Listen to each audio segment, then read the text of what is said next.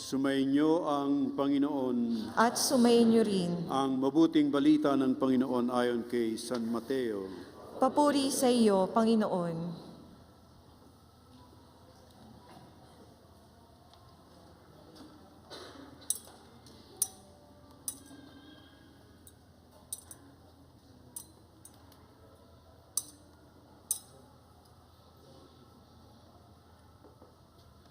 Noong panahong iyon, lumapit si Pedro kay Jesus at nagtanong sa kanya, Panginoon, makailan kong patatawarin ang aking kapatid na paulit-ulit na nagkakasala sa akin? Makapito po ba? Sinagot siya ni Jesus, hindi ko sinasabing makapito, kundi 70 ulit pa nito. Sapagkat ang paghahari ng Diyos ay katulad nito. Ipinasya ng isang hari na pagbayarin ang kanyang mga lingkod na may utang sa kanya. Unang dinala sa kanya ang may utang na 10 milyong piso. Dahil sa siya'y walang ibayad, iniutos ng hari na ipagbili siya ang kanyang asawa, mga anak, lahat ng ari-arian upang makabayad. Nanikluhod ang taong ito sa harapan ng hari at nagmakaawa. Bigyan pa ninyo ako ng panahon at babayaran kong lahat. Naawa sa kanya ang hari, kaya pinatawad ang kanyang mga utang at pinayaon siya. Ngunit pagkalis niya roon, ay nakatagpo niya ang isa sa kanyang kapwa-lingkod na may utang na 500 piso sa kanya. Sinunggaban niya ito, sinakal, sabay ang wika, magbayad ka ng utang mo. Naglumuhod yon at nagmakaawa sa kanya, bigyan mo pa ako ng panahon at babayaran kita. Ngunit hindi siya pumayag. At sa halip, ipinabilanggo niya ang kanyang kapwa-lingkod hanggang ito ay makabayad. Nang makita ng kanyang mga kapwa-lingkod ang nangyari, sila'y labis na nagdamdam. Pumunta sila sa hari at isinumbong ang nangyari. Kaya't ipinatawag siya ng hari, ikaw, napakasama mo, sabi niya. Pinatawad kita sa utang mo, sapagkat nagmakaawa ka sa akin. Nahabag ako sa iyo. Hindi ba dapat ka ring mahabag sa kapwa mo? At sa galit ng hari, siya'y ipinabilanggo hanggang sa mabayaran niya ang kanyang utang. Gayon din ang gagawin sa inyo ng aking amang nasa langit kung hindi ninyo patatawarin ang inyong kapatid. Mga kapatid, ang mabuting balita ng Panginoon. Pinupuri ka namin, Panginoong Hesukristo. Tayo po ay magsiupo.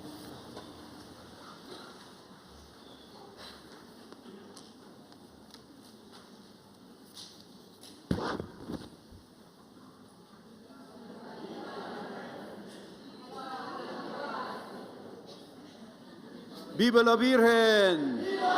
Ayan. May prompter na kayo, wala pa rin reaction. So magandang tanghali sa ating panauhin, pandangal, ng ating ambasador. Maraming bihira siyang punta dito pero sumama siya atin. Sa inyong lahat na nandito sa St. Joseph, dito sa St. Teresa Hall, at sa mga sumusubaybay sa atin, ay magandang tanghali, magandang araw sa inyong lahat. Nung nakaraang linggo, kung inyong natatanda, ang ebanghelyo ay tungkol sa fraternal correction. Sinabi doon na kapag mayroon kayong hidwaan ng inyong kapatid o kaibigan, puntahan mo siya kausapin. Pag hindi mo siya nakuha, kumuha ka pa ng 2 o 3. Pag hindi pa rin, isumbong mo na sa simbahan. At kapag hindi pa rin sumunod, ituring mo siyang hentil o makasalanan. Ngayon naman, ang tema ay tungkol naman sa pagpapatawad. Sabi mo sa katabi mo, nagpatawad ka na ba? I'm sure, mga kapatid,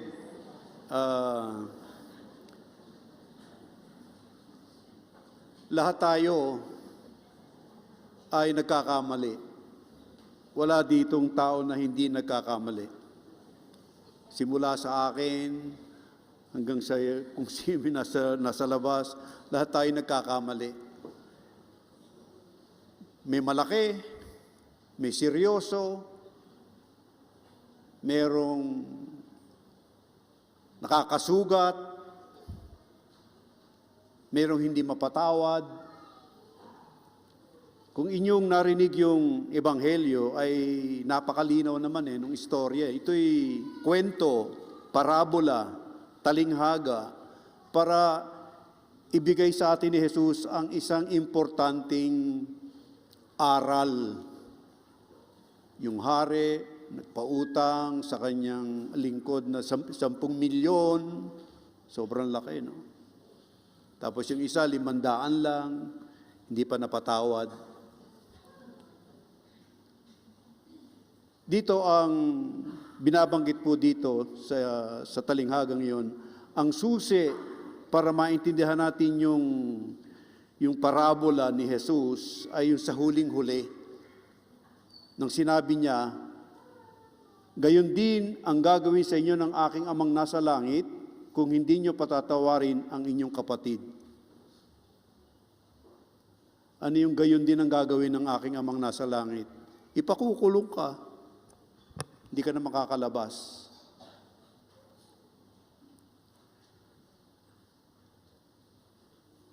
Pag inisip ang bawat isa sa atin mga kapatid, inaanyayahan ko na isipin, gunitain, balik isipin yung mga tao na nakasakit sa iyo.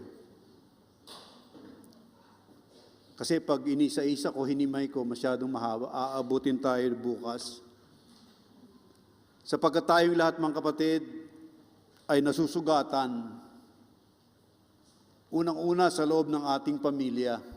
Doon tayo unang nakakatanggap ng pagmamahal, doon tayo unang nakakatanggap ng pagpapatawad din, at doon din tayo nakakatanggap ng sugat. Na bagamat hindi sinasadya ng mga kasama natin sa buhay, ay talagang nangyayari. Hindi maiiwasan dahil tayo mga tao.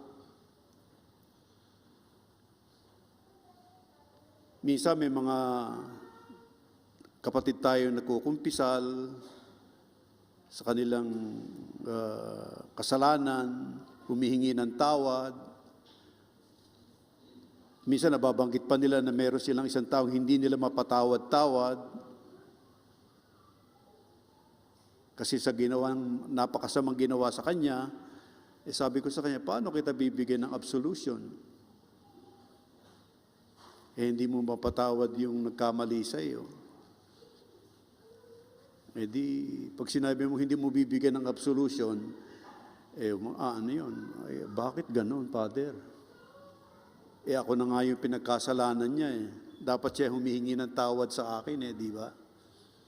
Paano mo patatawarin yung iniwan? Ito, general na to, wala akong pinatatamaan. Iniwan ng tatay yung kanyang pamilya. Nagtrabaho sa Abu Dhabi, nakalimutan yung pamilya sa Pilipinas. Iniwan na. Naghihirap doon. Paano patatawarin yun? Unang-una, hindi humihingi ng tawad. Di po ba?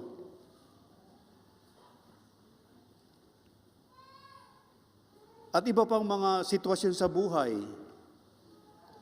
hindi ko na iisa-isahin.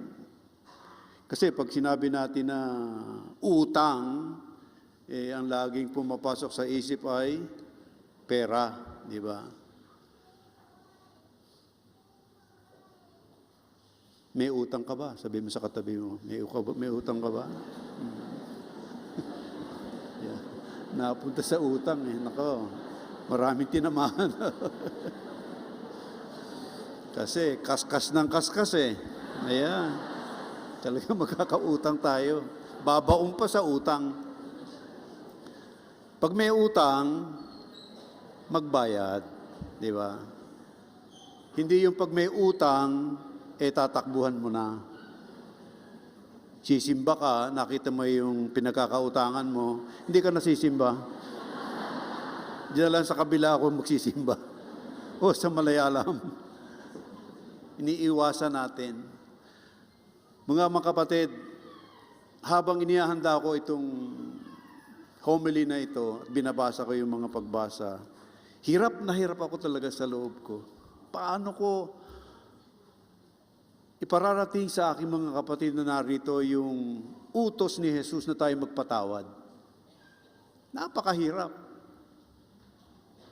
Napakahirap magpatawad.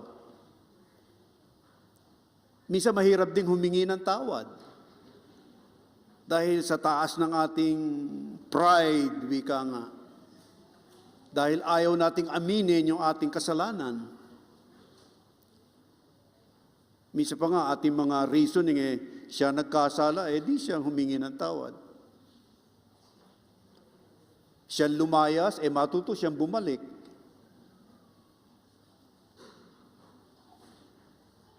Kasi ang tumatakbo sa ating isipan at gawi at kalakaran sa buhay natin, hindi lang mga Katoliko, lahat, ay yung sinaktan ka, di gantihan mo, di ba? Parang ngipin sa ngipin. Pero ang tao hindi nakukontento doon sa ngipin sa ngipin, yung patas lang hindi eh.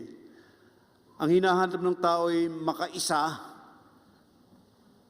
kahit konti lang, makaungos ng konti at masaya na siya. Kasi kasama natin sa pagbilang tao, it's embedded, sabi nga nila sa English, embedded, nakatanim na sa katauhan ng bawat isang tao, yung umiwas sa sakit. At kapag nasaktan, gumaganti.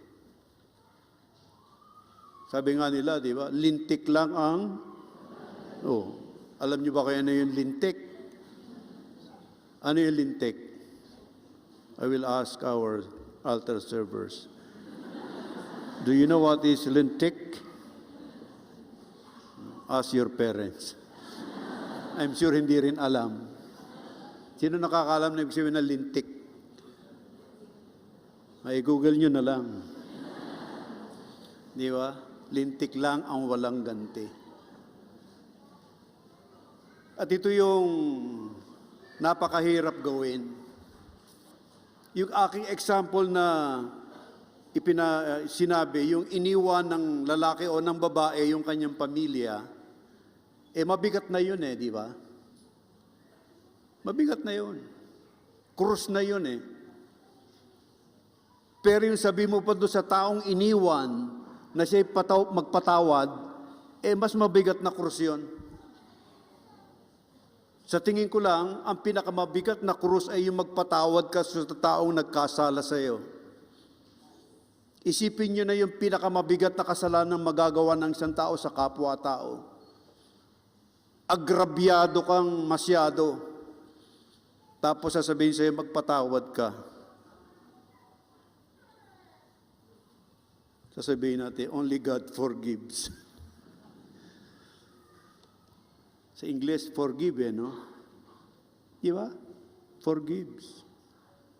Di ba pag nangungutang kayo, forgives.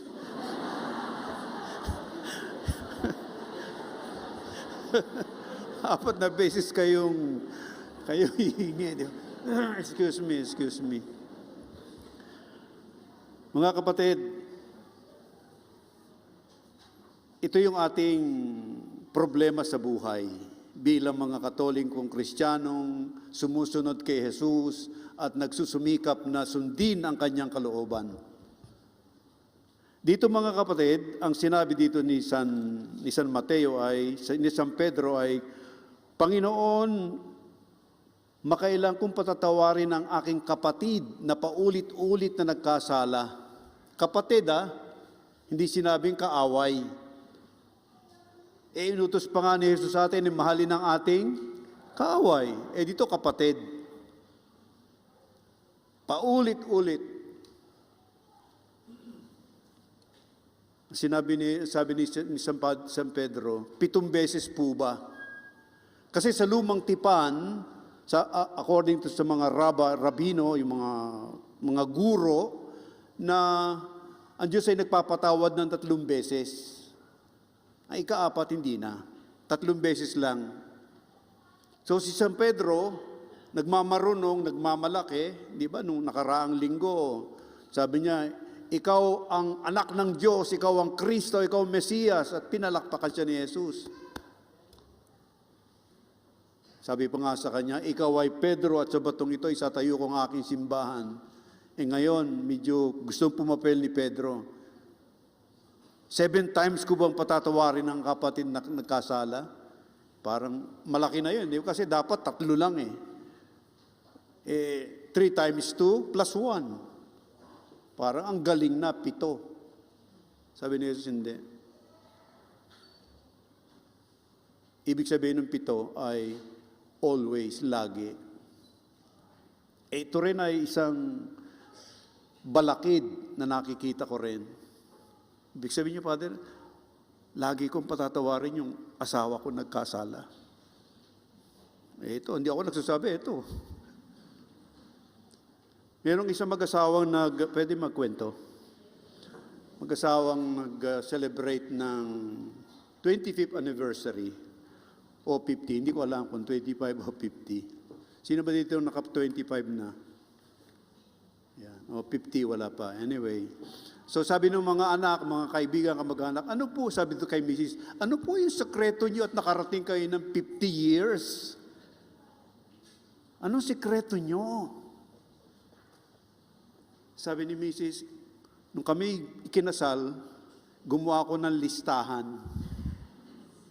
ng pwedeng atrasong gagawin ni Mister sa akin. 10 puntos, 10. Nasa listahan niya, 10 na pwedeng atraso sa kanya.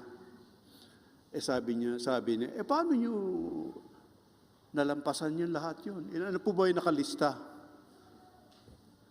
Wala naman ako nilagay sa listahan ko Wala ako nilagay sa listahan ko. Anong sikreto niyo?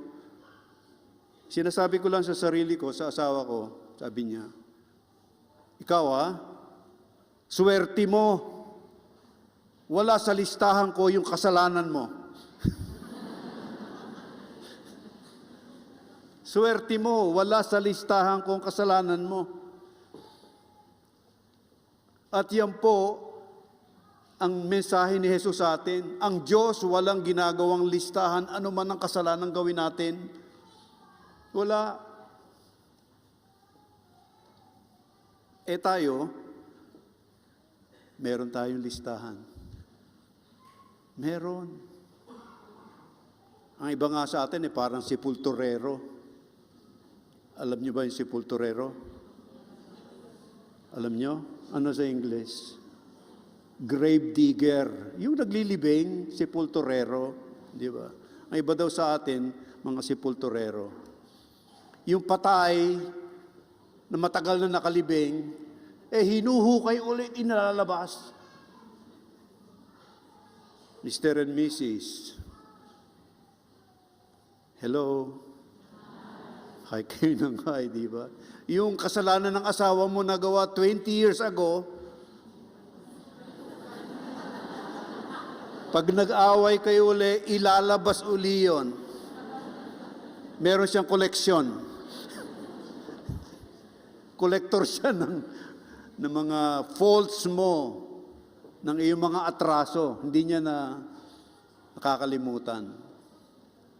Pero ang hinihingi sa ating mga kapatid, patawarin. Mamaya, mga kapatid, magdadasal tayo ng Ama namin. Sabay-sabay tayo. At dahil ordinaryo na sa ating dasalin yon, kaya parang, hanging dumating at lumabas. Yung second part ng Ama namin, sabay-sabay tayo.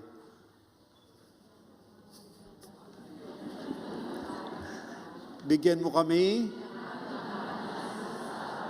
Okay lang yun. Kakanin araw, tuloy.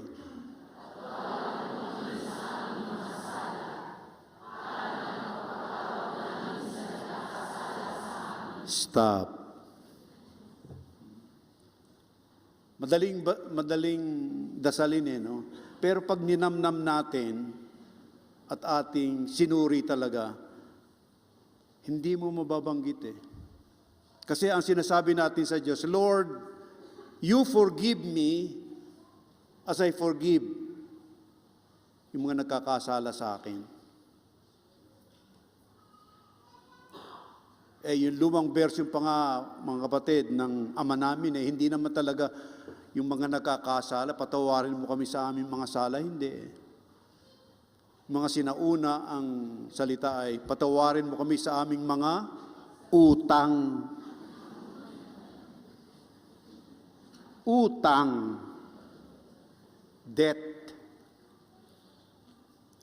Kaya doon sa unang bahagi, bago dinadasal nating lahat yung Ama namin, sinasabi ng pare,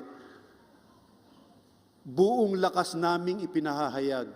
We dare, sa English, dare, we dare to say, Our Father. At sapagkat hindi natin kayang magpatawad, mga kapatid,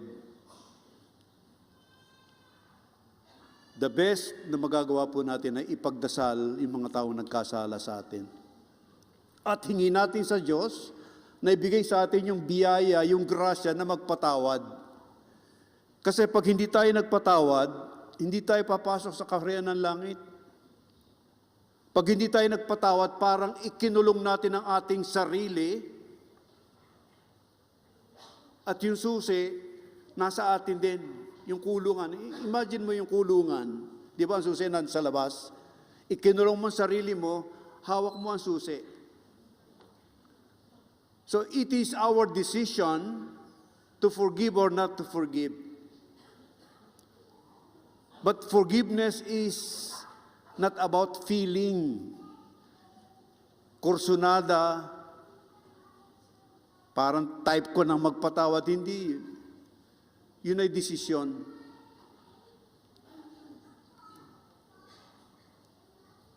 At kapag naalaala natin yung mga taong nagkamali sa atin, napakaganda ng ating kasabihan sa Pilipino, ipasa Diyos.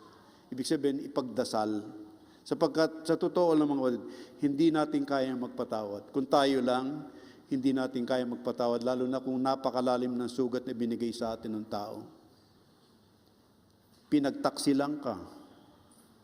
Yun ang rurok, yun ang pinakamataas na uri ng sakit na pwede nating madama sa buhay. Yung ikaw ay pinagtaksilan, tinalikuran, iniwanan, pinabayaan. Paano mo patatawarin yun? Saan ka kukuha ng lakas? Saan ka huhugot ng lakas para makapagpatawad? Wala. Sa kapitbahay, hindi, susulsulan ka lang. Sabi siya, iniwang ka, ng lalaki, di man babae ka rin. Ganyan ang takbo ng mundo. Pero hindi yan ang sinasabi ni Jesus sa atin, magpatawad. Patawad. Ang salitang ugat ay awa. Hindi ako makakapagpatawad, hindi tayo makakapagpatawad pag walang awa. Dito sa Ebanghelyo, yung hari na awa doon sa taong may utang. Kaya niya pinatawad. At tayo yung unang-unang humihingi ng awa sa Diyos. Kaya tuwing sa simula ng misa, mga kapatid, nakita natin na sama-sama tayong humihingi. Inaamin ko sa makapangyarihang Diyos, di ba, hinihingi tayo ng awa. Dahil sinabi din ni Jesus sa Ebanghelyo kay San Mateo din na kapag ikaw ay mag-aalay ng handog sa altar At pagdating mo dito, maalala mong merong kang atraso sa kapatid mo. Sabi ni Jesus, iwan mo ang iyong handog, makipagkasundo ka sa iyong kapatid, at saka ka bumalik at ilagay mo ang iyong alay. Pag ganun ang sinunod natin, ako lang maiiwan sa simbahan. Uuwi kayo lahat at para kausapin nyo may mga atraso sa inyo. Kaya dahil doon, mga kapatid, sa ating seremonya, sa unang bahagi pa lang ng misa, sama-sama tayong humihingi ng patawad sa Diyos sa ating mga nagawang pagkukulang. Sabihin mo sa kapatid mo, katabi, patawarin mo ako. At mamaya, paglabas niyo sa simbahan, yung mga taong nagkasala sa inyo, may atraso ka sa inyo, o tawagan nyo, i-text nyo. Sorry, forgive me, moi, forgive me. Tumayo po silang lahat.